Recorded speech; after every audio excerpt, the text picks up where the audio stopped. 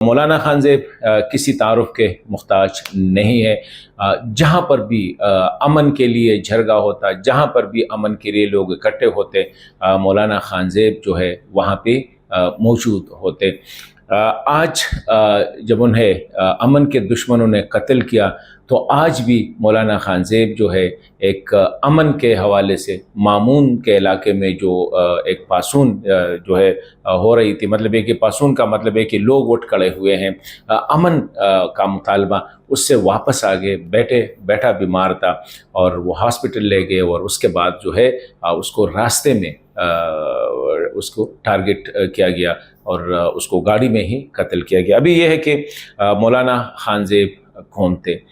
मेरे ख़्याल में मौलाना खानज़ेब के लिए सिर्फ इतना ही काफ़ी थे कि मौलाना खानज़ेब थे।